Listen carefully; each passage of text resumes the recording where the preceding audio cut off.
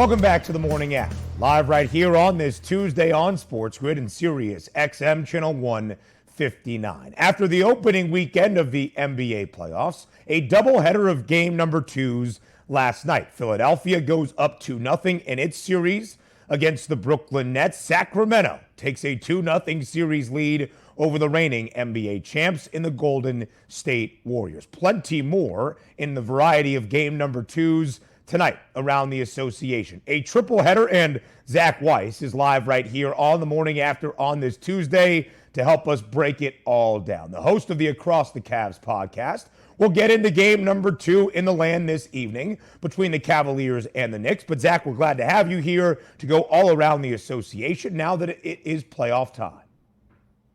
Yeah, Ben, it's playoff time. We're not sleeping anymore, staying up till 1:30, seeing some incredible action. I can't wait to dive in and break it down with you this morning. Thanks for having me. Got to stay up late when the purple beam might be high up in the sky in Sacramento, as it has been for each of the first two games between the Kings and the Dubs. But it wasn't such a picture for Milwaukee on Sunday, Zach, in game number one against Miami. Giannis Antetokounmpo exits the game early on in that opening half, and the Bucks, as a 9.5-point home favorite, get upset by the 8th seed, the Miami Heat. Now, we're not entirely sure Giannis' status for game number two tomorrow in Milwaukee between the Bucks and the Heat, but we did see Boston on Saturday, Zach, cruise to a 1-0 series lead in their series against Atlanta. Yesterday, Boston was the favorite to win the East. Now we have co-favorites, the Bucks and the Celtics, once again at a plus 165 number. So, Zach, in your estimation, what is the real reason behind this movement at the top of the Eastern Conference? Yeah, so Boston came in and they just absolutely took it to Atlanta. They were up 30 points by the time we got to halftime. When you're seeing a level like that, I mean, that's it right there, right? They want to get back. The Bucks just got Chris Middleton back. He had a great performance. He's showing Boston fans that, hey, we could have beaten you guys if we had this guy around last year. And so you look at how things are playing out and how things are going. Giannis went down. They clearly missed him. They played through him. Brook Lopez was less effective. He was scared of shooting. The rotations were not good outside of, the regulars. Bucks have everything figured out. Or rather, the Bucks don't have everything figured out, rather, while the Celtics are running a beautiful 8-man rotation with Rob Williams being able to play limited minutes and do his job so they can preserve him for the more important games down the road. And the Celtics, game number two tonight inside TD Garden. Boston a minus 2,500 outright series favorite, a 10.5-point favorite for game number two against Atlanta. Zach, like you mentioned, the Seas were up by 30 at the break. They eventually win by 13 points. Do you anticipate a similar script for game number two tonight inside TD Garden? So just remembering that we're only 2 years removed from the Hawks going all the way to the conference finals. They still have Trey, they still have Capella, they still got Bogdanovich and DeAndre Hunter, and so many of those key pieces are still around. So I think you have to take the Hawks seriously. I do expect a Celtics win, Ben, but I think this is a good day to go Hawks plus. They're going to be hungry after the last loss. I think Quinn Snyder being here is the best coach they've had in a long time. He's been in the playoffs. He's had a lot of success with first rounds. So I don't expect this to be last year's Hawks who got blown out by Miami the entire series. I don't think it would shock anybody to know that Boston is taking a 2-0 series lead back to Atlanta for game number three. It was a slight surprise on Saturday evening to see the New York Knicks go into Cleveland and pull off a game one upset. The Knicks win a low-scoring affair, 101-97, outright as a 5.5-point underdog. Zach, of course, the host of the Across the Cavs podcast, covering the Cleveland Cavaliers with the best of them around the association. So we get ready for game number two this evening. The Cavs still a 5-point favorite at home against New York, Zach. What adjustments do you think the Cavaliers will make for game number two? Yeah, so first off, fix that rotation. They were pretty much playing six the entire second half. Allen sat for 16 seconds, Garland sat for 22 seconds, and Mitchell did not come out of the game. Jetty Osman's the only guy they could rely on coming in off the pine. And the good news is, or at least depending on who you're rooting for, is that Josh Hart will not be playing. So someone else has to step up for the Knicks. He's the one who hit the go-ahead three. He was a big part of the Knicks' 17 offensive rebounds. And if you think Ben, you're playing 7-foot Evan Mobley, 7-foot Jared Allen, and you're giving up 17 offensive rebounds with both of those guys playing 40 minutes. There's something wrong. So I think it's their first playoff game.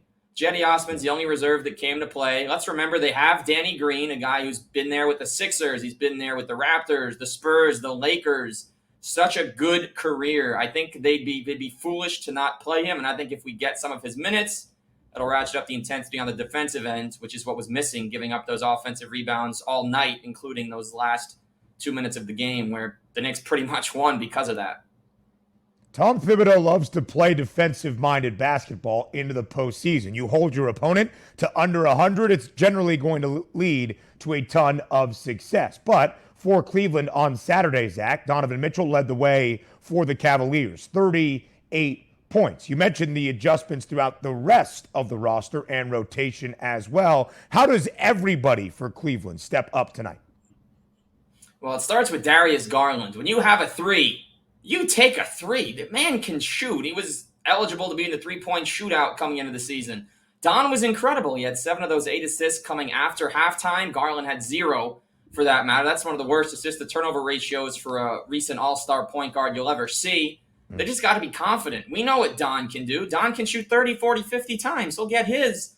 But like we know, and we remember, Bennett kind of felt like the mid-2000s Lakers. Kobe's leading the league in scoring, but they're getting pounced in round 1 because nobody else can step up around him. Mobley's 21, Garland's 22, Allen's 24. There's really no youth excuse, though. You bring in a guy like Donovan Mitchell with the expectation that he raises his own game and that of those around him as well. So just be confident and take your shots. When you're open, let it fly, right? They're getting paid millions of dollars to play the game they love. This is the big stage. This is where you prove the doubters and show that a 50-win season's no fluke. Share the ball in the playoffs, and be confident. For sure.